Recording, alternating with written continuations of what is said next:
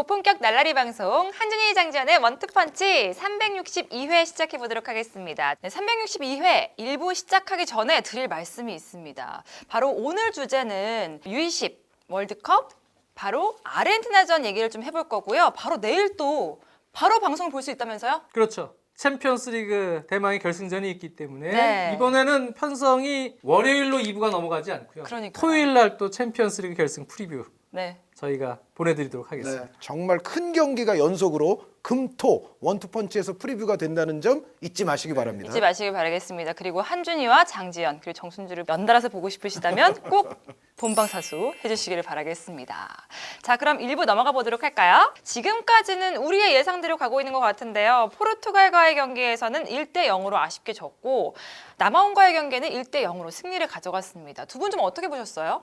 네, 일단 포르투갈전은 사실 우리 선수들이 전반전 경기력은 약간은 좀 우리가 처지긴 했습니다만 그럼에도 불구하고 포르투갈에게 0대1 이거는 우리에게는 확실히 좋은 결과가 됐어요. 그리고 후반전에 어떻게 보면 정종용 감독도 좀 팀 운영에 대한 힌트를 좀 얻었을 공산이 큽니다. 오세훈 선수, 엄원상 선수를 투입하면서 확실히 우리가 뭔가 확실하게 할 수 있는 것에 대한 옵션이 늘어났거든요. 오세훈의 높이, 엄원상의 스피드 그런 방식으로 결국은 그게 영향을 줘서 우리가 공격력이 더 필요했던 남아공전에서는 이제 아예 4백으로 포메이션을 바꾸면서 이강인 선수를 좀 더 자유롭게 위로 올렸고 여기에 이제 오세훈 선수, 엄원상 선수를 또 선발로 투입하는 그래서 전체적으로 저는 포르투갈전 전반에 우리가 조금 몰렸었고 남아공전도 전반이 좀 좋지가 않았었죠. 우리가 사실 그 폭우 속에서 남아공의 세트피스를 네. 많이 허용하면서 우리가 좀 고전을 했었는데 그럼에도 여태까지는 우리가 어떻게 보면 좀 꾸역꾸역이라는 느낌도 좀 들지만 그런 대로 두 경기를 잘 끌어온 거는 결과적으로는 저는 사실이다라고 생각을 하고 싶어요. 네. 장현님 또 어떻게 보셨어요?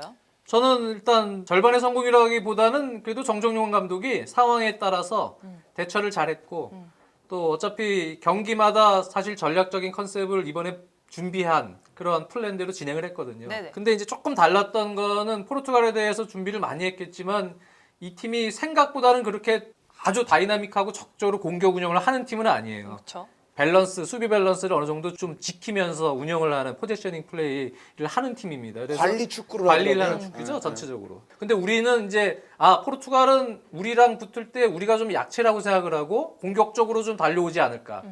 아마 그런 생각도 했을 것 같아요. 근데 생각보다는 전반 초반에 포르투갈이 그냥 측면 수비수들도 뭐 적조로 올라가지 않고 그리고 뭐 홀딩 미드필더를 내리면서 공격적인 운영을 하지 않았거든요. 그러다 보니까 우리가 우리도 공격 기회가 있을 때 좀 해볼 수 있겠다. 그래서 초반에 그러다가 하파엘 레앙, 조타, 트링캉이 쓰리톱한테 당했어요. 역습을요. 그래서 전체적으로는 이제 그 부분에 있어서는 약간의 전반전에 실점하는 과정에 있어서 네네. 컨셉에 있어서 조금 약점도 드러내긴 했지만 그리고 또 하나는 이제 그 공격진 운영에 있어서 최근에 오세훈 선수가 이 아산에서 컨디션이 상당히 좋아요. 네네. 근데 이날은 이제 전세진, 조용욱 투톱 카드였잖아요. 먼저 넌 카드가. 근데 전세진 선수는 사실 포지셔닝은 사실 공격형 미드필더 유형이라고 봐야 돼요. 그리고 그날도 자기 기량을 그렇게 완전히 잘 보여주진 않았어요. 그러다 보니까 이제 후반전에는 엄원상, 오세훈 이런 카드에 조용욱을 미드필더로 내렸는데 아마 정종용 감독도 지금 이 대회는 오세훈이 조금 컨디션이 좋구나. 그런 것을 또 확인한 경기라고 생각이 들고 그래도 포르투갈과의 경기에서 후반전에 우리 선수들이 공격적으로 좀 자신감을 찾은 부분 그 부분이 상당히 좋았고요. 네. 남아공전은 준비한 대로 이강인 선수 수비 부담을 분명히 이제 남아공전에는 덜어주려고 계획을 세웠었고 그래서 완전히 3미들에 있던 수비 부담을 1차전 때 이강인 선수를 공격형 미드필더로 완전히 올인시키면서 수비 부담을 줄였고 또 김정민 선수가 소속팀 리퍼링에서도 그렇지만 그쪽 리퍼링 감독도 김정민 선수가 생각보다 수비력, 이런 수비 부담을 좀 가졌을 때 경기력이 조금 미진하니까 아예 공격형 미드필더처럼 쓰는 경우가 많았거든요. 김정민 선수가 근데 1차전 때는 수비형 미드필더 위치에 있었다는 얘기죠. 근데 2차전은 김정민 선수도 정호진 선수 같은 전문 수비형 미드필더를 두면서 약간 수비 부담을 줄여주면서 공격 가담을 같이 시켰어요. 근데 남아공도 아마 우리나라의 경기 때 생각을 많이 하고 나온 것 같아요. 그렇죠. 그래서 최전방에 라일 포스터 같은 에이스 공격수 원톱이 있었는데 이 선수는 좀 활동 유역이 넓고 볼 관리를 하면서 약간 연계해주는 역할이었거든요. 이 선수를 빼고 아예 좀 스피드 순발력이 좋은 공격진으로 다 구성을 했어요. 그래서 앞선에서 그 스피드로 압박을 하고 그 스피드로 세컨볼을 따내는 운영을 하다 보니까 사실 우리가 좀 힘들었어요. 전반전 운영이. 근데 후반에는 전략적으로 김정민을 약간 올리더라고요. 그러면서 세컨볼 싸움 들어가고 라인 좀 당겨서 우리가 점유율을 좀 많이 갖고 가는 운영. 이런 운영 속에서 일단 그게 성공이 됐거든요. 네. 그 상황에서 남아공이 사실 수비 밸런스가 좋지 않고 우리가 결정적인 찬스들이 많았어요. 근데 그 찬스를 못 살리고 그래도 김정민 선수 굴절된 공에서 우리 김현우 선수가 골을 넣어줘서 다행으로 한 골을 넣었는데 우리도 해결해야 될 문제점을 많이 찾았고 또 나름대로 원했던 승점 3점도 찾았던 경기입니다. 그렇죠.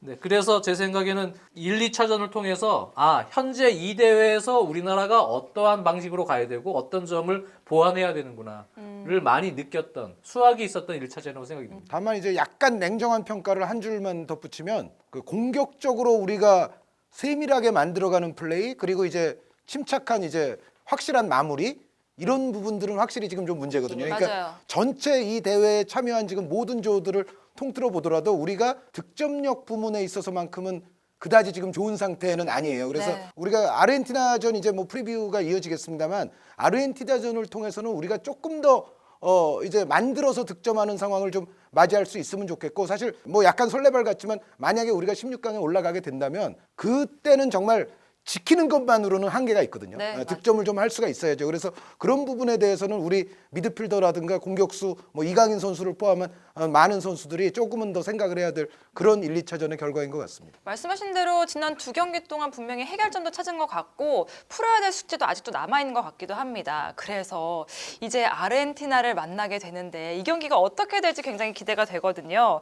아르헨티나가 그렇죠. 지금 16강 진출을 확정지었기 때문에 어느 정도의 선수 구성으로 나올지가 가장 큰 관건이 될 것으로 보여요. 그렇죠. 근데 아르헨티나는 이제 산술적으로는 조 1위가 확정이 된 건 아니에요. 네. 하지만 조 1위가 득실차가 많이 나기 때문에 그렇죠. 유력합니다. 우리가 녹화가 목요일이기 때문에 다른 팀들 상황을 지금 아직까지는 더 지켜봐야 되는 상황이지만 사실은 네. 이게 다른 조 3위 상황들도 아는 게 저희 사실 이 말을 풀어나가는 데는 그렇죠. 굉장히 더 유력하거든요. 그런데 맞아요. 저희가 그거를 모르고 한다는 점은 여러분께 양해를 드립니다. 하지만 이제 아르헨티나 입장에서 보면 어차피 지금 상황에서는 조 1위가 유력해요. 16강 진출 확정이 됐고.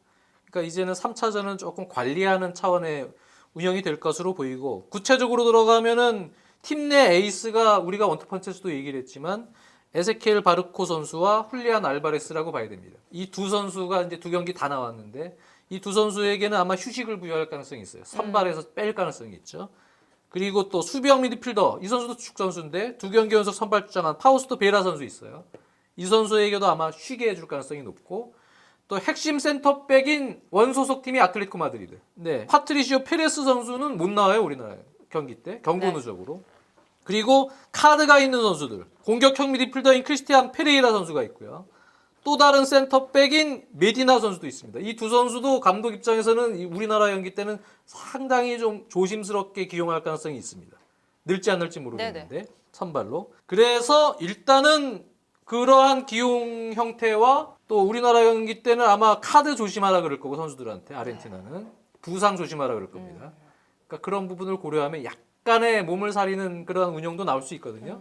그래서 우리가 그냥 아르헨티나가 일진으로 정면 승부를 할 때보다는 확실히 좋아진 환경이에요. 근데 그럼에도 불구하고 한의원님도 뭐 말씀을 더 자세하게 해주시겠지만 백업들 기량도 상당히 좋습니다. 그러니까요. 한의원님이 또 아주 칭찬을 해주었던 이 아구스틴 알멘드라라는 선수가 있어요. 중앙 미드필더 선수인데 공격 쪽으로 지원도 많이 해줄 수 있는 아주 오른발 패스 능력과 돌파력이 좋은 선수가 있고요. 그리고 또 한 명의 선수가 아니발 모레노 선수가 있습니다. 이 선수도 상당히 이제 공격 능력을 겸비한 그런 중앙 미드필더예요. 골대 맞췄던 선수죠. 포르투갈전에서. 그렇죠. 네, 네. 모레노 선수가. 나머지 선수들도 허리라인에서 밸런스를 맞춰줄 선수들은 분명히 존재하고요. 네.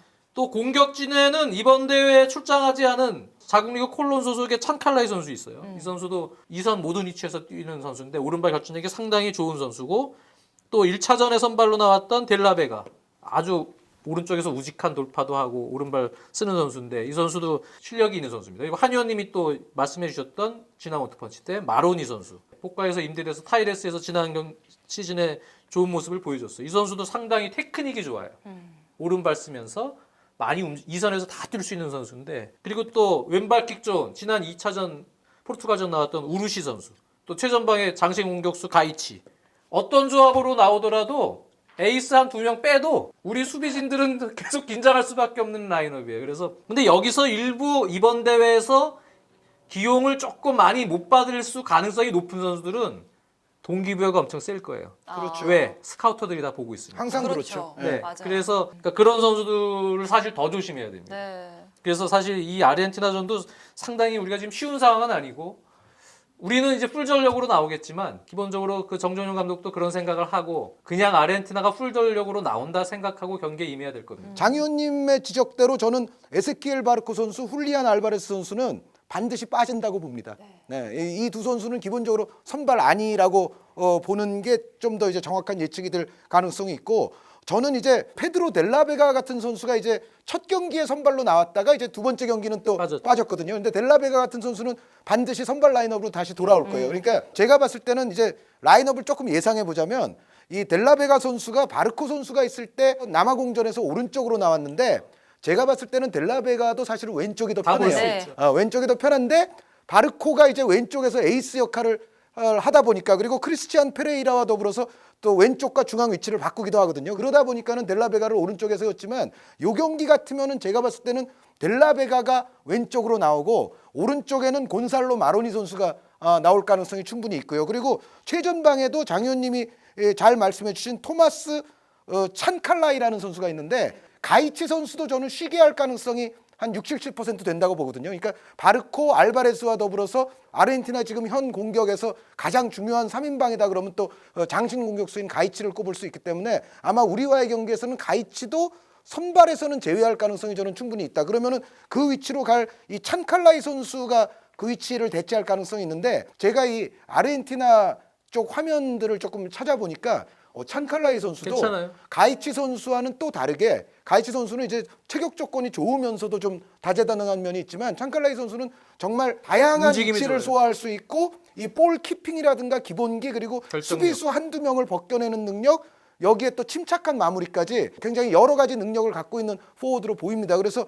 찬칼라이가 원톱으로 나오더라도 그리고 말씀드렸던 대로 델라베가가 왼쪽 마로니가 오른쪽 이런 식의 구성이 되더라도 우리로서는 이 거북한 상대임에는 틀림이 없다. 그리고 이제 아르헨티나 이 대표팀의 특성이 이번 대회에서 보면은 남아공전에서는 물론 남아공 퇴장 이후에 대량 득점까지 나오긴 했습니다만 전체적으로 지금까지 하는 걸 보면 사실 포르투갈전에서도 포르투갈은 강팀이니까 더 그런 면도 없지 않습니다만 아르헨티나가 약간은 밸런스와 실리지향적인 경기를 하면서 포르투갈보다 높은 골 결정력으로 결국은 승부를 냈거든요. 그런데 우리와의 경기에서도 저는 이 1.5군 뭐 1.7군 선수들이 물론 자신의 값어치를 보여줘야 되는 그 사명은 있지만 전체적인 팀 스타일로 봤을 때는 아주 무리스러운 운영보다는 수비형 미드필더라든가 수비수들은 수비 쪽의 밸런스를 좀 중점을 두고 공격은 주로 공격형 2선 미드필더들과 톱에게 맡기고 있어요. 그러니까 어떻게 보면 약간 공수가 분리된 듯한 그런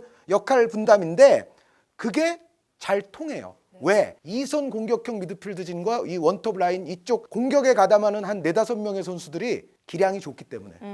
그러니까 전체적으로 뭐 라인을 엄청나게 모두가 끌어올려서 지속적으로 공격을 퍼붓지 않고도 공격형 미드필더들과 공격수 선수들의 기량만으로도 2-3명이서 좋은 찬스를 그냥 만들어버리고 하는 장면들이 아르헨티나가 상당히 많고 또 흘러나오는 볼에 대한 또 미드필더 선수들의 중거리 슈팅 능력이 다들 좋고 그렇기 때문에 우리 입장에서는 분명히 까다로운 상대인 것만큼은 틀림없다. 그러니까 우리로서는 전체적인 상대의 윙포워드들이라든가 공격수의 어떤 개인기의 선수들이 쉽사리 흔들리거나 또 반대편 공간을 너무 많이 허용할 경우에는 수비적으로 좀 위험한 상황이 초래될 공산이 크다라는 생각입니다. 아르헨티나 지금 분석을 해주셨는데 그렇다면 우리가 포르투갈전에서는 좀 선수비 후역습 이런 전술을 많이 썼잖아요. 이번에는 아르헨티나 좀 어떻게 공략해야 될까요? 아르헨티나에 대한 전술적인 부분을 말씀을 드리면 아마 정종윤 감독도 분석을 했겠지만 이 팀의 패턴이 있어요. 네. 기본적으로는 4-2-3-1 운영을 합니다. 그래서 앞선에서는 볼 소유권이 좀 불안하거나 백패스를 할 때 원톱과 3명의 2선 라인이 압박을 하죠. 그 압박을 풀어냈을 경우에 허리에는 2명의 중앙 미드필더가 있지만 바로 측면 풀백들 오르테가 또 모우라 이런 선수들인데요.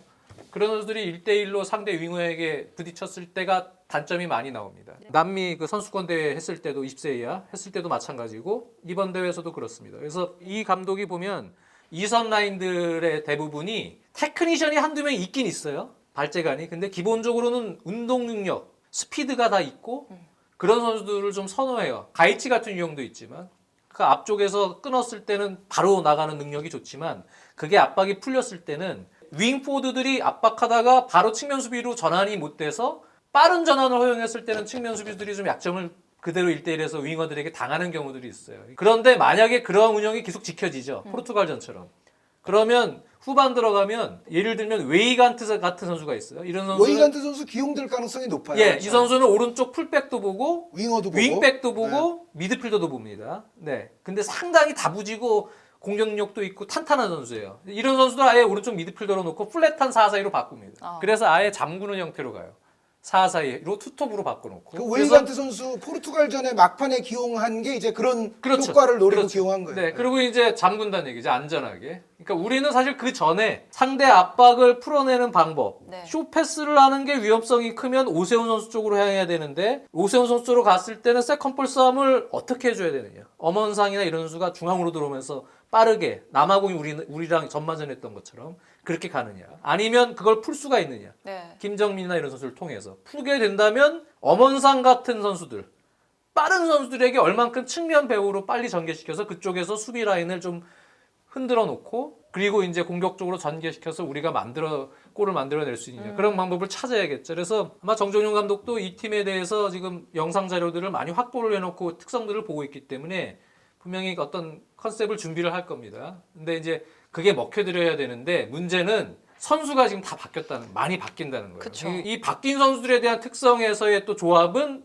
조금 달라질 수가 있거든요. 맞아요. 팀 스타일 자체가. 그러니까 그런 부분들을 이제 우리가 사전에 조금 방어하기 위해선 한현님도 얘기했지만 지금 대략 보면 누가 나올지 대충 보이거든요. 네.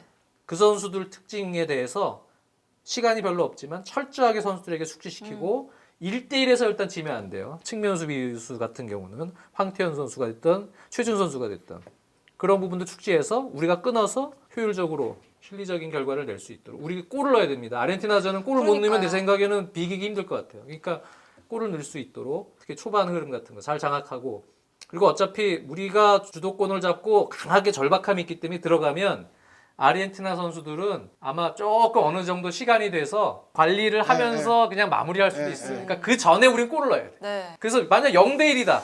근데 다른 조 상황이나 이럴 때 보면 조일이 확정이다. 이렇게 되면 아르헨티나가 조금 풀어지겠죠. 풀어지기 네, 아무리 그 1.5군 선수들이 열심히 하려고 그렇죠. 해도 또 팀 전체로서의 분위기라는 게 있는 거거든요. 근데 초반에 골을 못 넣으면 문제가 발생이 될 수 있어요, 전반에. 그러니까 우리는 전반에 웬만하면 우리가 승기를 잡을 수 있는 득점을 해서 우리가 원했던 페이스대로 끌고 갈 수 있도록 그렇게 만들어 놓는 게 중요합니다. 지금 연관된 말씀인데 지금 장 의원님이 전반전에 우리가 골을 못 넣을 경우에 조금 걱정이 될 수 있다 그 말씀하셨잖아요. 근데 저는 거기서 조금 더 이제 부정적인 우려를 하면 전반전에 이른 실점은 우리에게는 매우 안 좋습니다. 안 좋죠. 그거는 아르헨티나의 지금 1.5군에서 한 1.7군 정도 선수들이 일단 좀 선발 라인업에 많이 들어올 것이고 또 시간대에 따라서는 여기에 이제 또 경기 감각 유지 차원에서 그 1군 주전급 선수들이 한 두어 명 더 교체로? 들어올 수도 있어요, 교체로.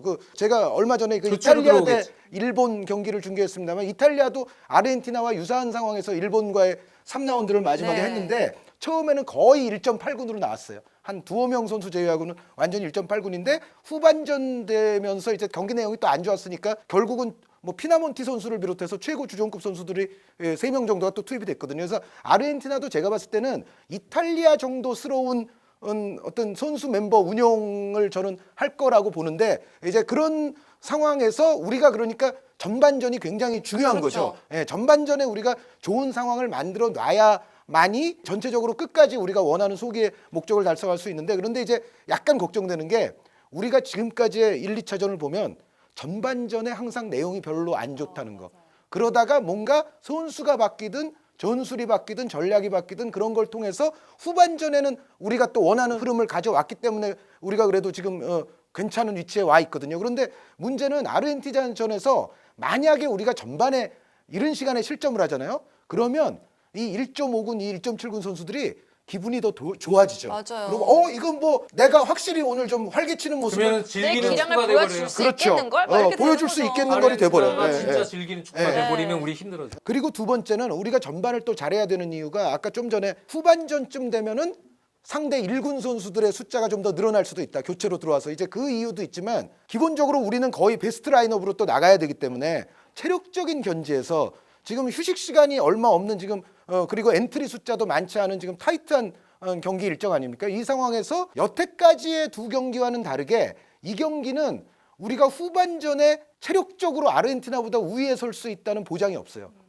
그러니까 포르투갈전이나 남아공전은 정종용 감독의 체력 훈련이 후반전에 조금 빛을 발하는구나 이런 인상을 받았거든요. 그런데 이 경기는 제가 봤을 때는 아르헨티나가 좀 더 풍성한 로테이션을 돌릴 거기 때문에 우리는 뭐 사력으로 다해서 지금 임할 것이고 그래서 여태까지처럼 전반에 나빴다가도 후반에 우리가 좀 흐름을 뒤집는 그게 이 기대할 수 경기는 없다. 어려울 수도 있거든요. 그러니까 장 의원님 말씀대로 전반이 정말 중요하다.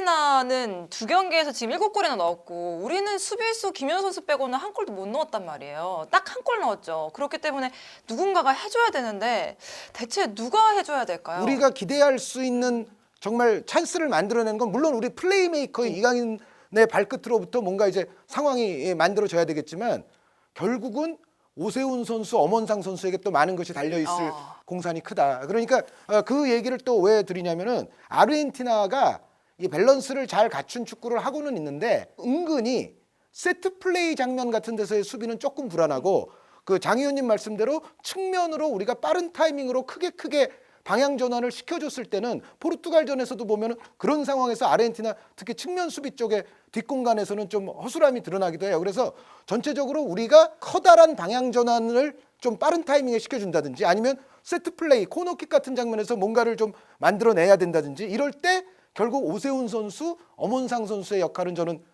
역시 우리에게는 또 필수다. 그리고 이제 조용욱 선수, 전세진 선수에게 정말 기원하고 싶은 것은 이 두 선수는 사실 다른 동료들에 비해서 경험도 많고 그쵸. K리그 경험치라든가 이런 부분을 고려할 때는 조용욱, 전세진 선수도 지금 사실 마음은 조금 무거울 거예요.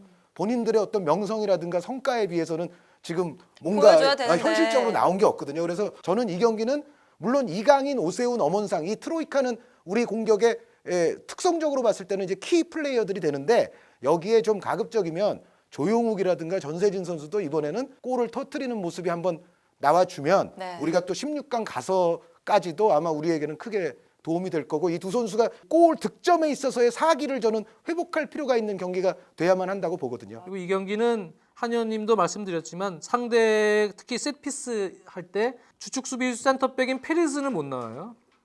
거기에 메디나 선수가 카드가 있기 때문에 어떻게 할지 모르겠어요.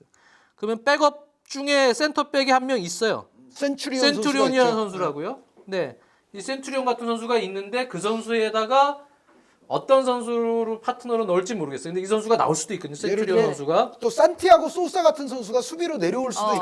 그렇습니다. 그런데 네우엔 페레스 선수가 빠지니까 제 생각에는 아마도 10중 8구 아르헨티나의 중앙 수비 높이는 약간 그러니까요. 낮아질 거예요. 그래서 세트피스가 중요합니다. 네. 우리가 오세훈 같은 카드를 잘 활용해서 아마 가이치 선수를 제가 그래서 혹시 넣을 가능성이 있다. 왜 그러냐면 센터백의 키들이 낮아지니까 세트 네네. 수비할 수비할 때는 때 도움이 되게 가이치를 지금 되더라고. 집어넣어야 되거든요. 그 수비 쪽으로. 그렇다면은 이제 오세훈 카드를 더 적절히 활용해야 되고 핵심 선수 말씀을 해줬지만 저는 이번에도 센터백 공격 가담이 중요하다. 김현우 선수가 그게 큰 부상은 아니래요. 네네. 그래서 아마 또 나올 수도 있을 것 같은데 김현우가 됐던 이재익이 됐던 이런 선수들이 오세훈 쪽으로 집중됐을 때 오히려 이 선수들에게 찬스가 나올 수 있어요. 이강인 킥에서. 네, 이렇게 아르헨티나전 분석까지 마무리했습니다. 우리가 다 분석을 했으니까 이제 선수들은 경기를 치르기만 하면 되는데 어떤 경기가 나오게 될지 꼭 잘해서 16강 진출하기를 한번 기원해 보겠습니다.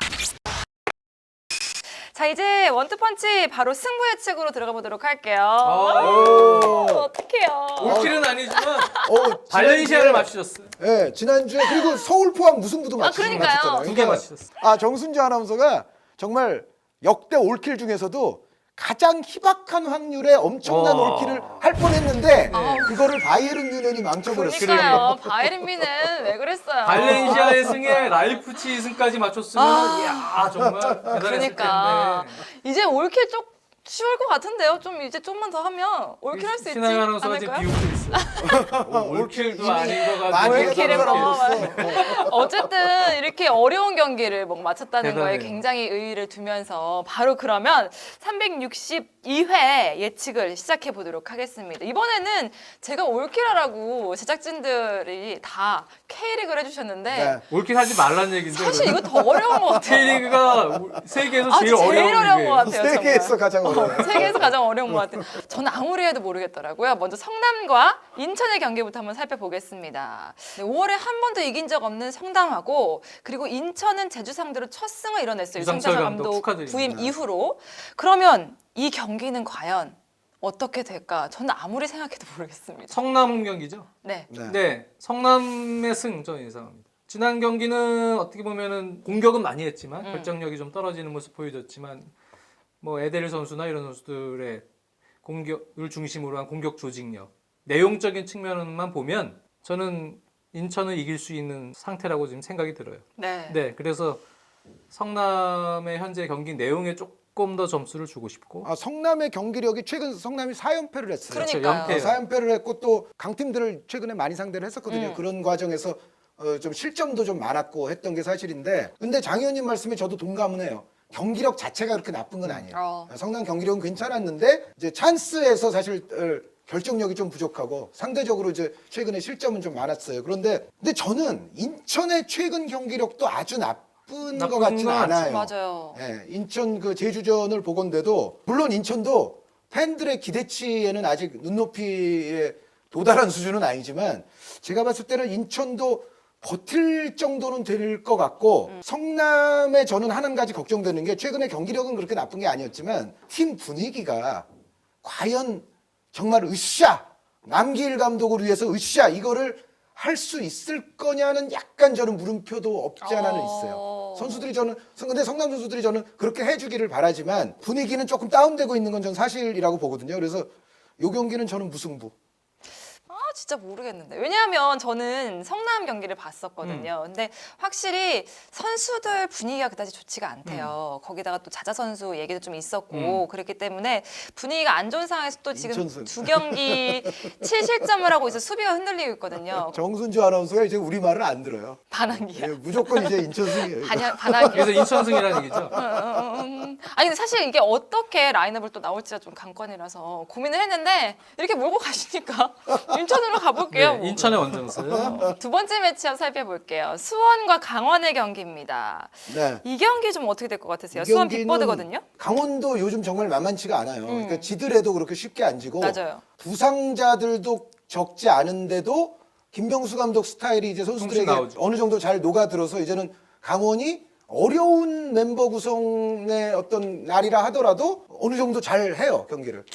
그래도 이거는 살짝은 저는 수원승이 수원. 을 보고 싶다. 그러니까 수원이 일단 뭐 홍철 선수라든가 사리치 선수라든가 지금 폼이라든가 분위기가 상당히 좋고 수원이 지금 연속으로 지금 주중 경기를 치르는 일정이잖아요. 맞아요. 근데 요럴 때는 연속으로 홈 경기하는 팀이 그래도 수원이 이 연속 홈 경기죠 지금. 네네. 예, 조금이라도 저는 유리함이 있다. 체력적으로 한 골 정도는 수원이 이길 것 같다. 한 골 차로 수원이 이길 것 같다. 저도 비슷한 생각이에요. 그래서 수원이 우려점이 있다면 이제 타가트 선수가 이 경기를 상당히 뛰고 싶어 하는데 부상 복귀를 해서 네. 훈련은 지금 하고 있어요. 근데 완전한 컨디션은 아니고 또 대한 염기훈 이런 노장들은 지금 연이은 경기 때문에 체력적으로 지금 힘든 것도 사실이고요. 강원이 상당히 짜임새 있는 경기력 속에서 점유율이나 모든 내용적으로 이렇게 밀리진 않을 것 같아요. 수원의 체력적인 상황도 고려해 보면. 근데 그럼에도 불구하고 무게감, 킥 하나, 뭐 또 결정력 이런 부분에서 현재 흐름에서 수원이 그래도 하나 정도는 앞서지 않을까.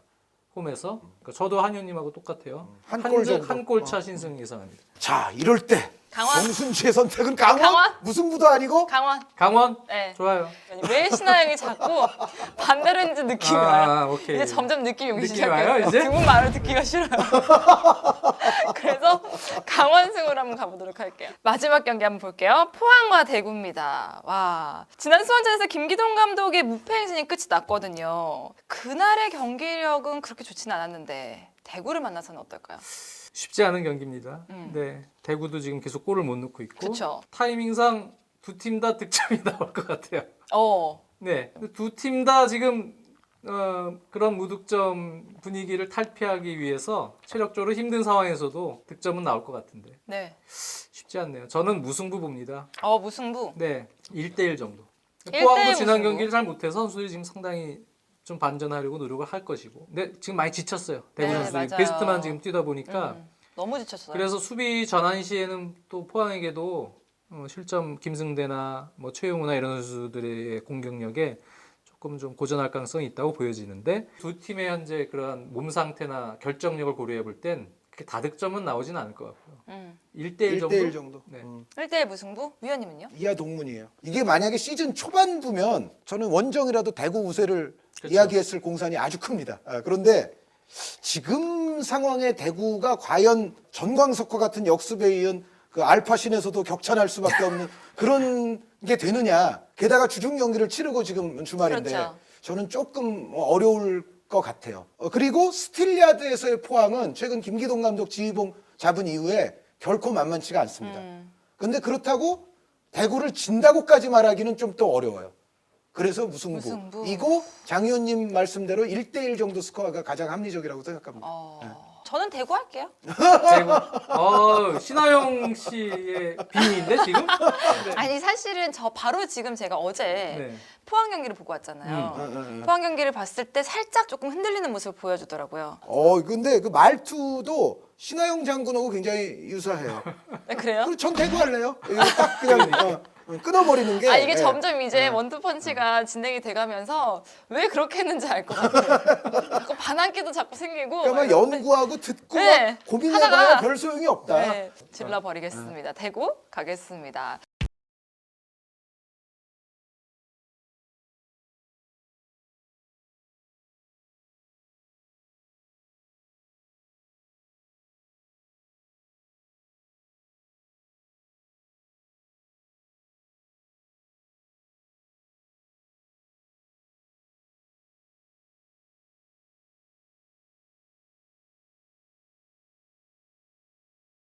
이 결과가 어떻게 나오게 될지 한번 기대를 해보겠고요. 제가 예고하는데요. 이것도 만약에 정순주 아나운서가 뭐 옳기라면 말할 것도 없고 뭐 승리를 한다면 이 지금 모두 원정팀에 그러니까. 지금 원정팀을 그러네요. 찍었거든요. 네. 그러니까 3원정승이기 때문에 삼 정순주 원승. 아나운서가 이걸 만약에 한다면 엄청난 지난주에 이어서 굉장한 또다시 굉장한 걸 하게 된다. 사실은. 저희 학습이 통화에 붙고 있어요.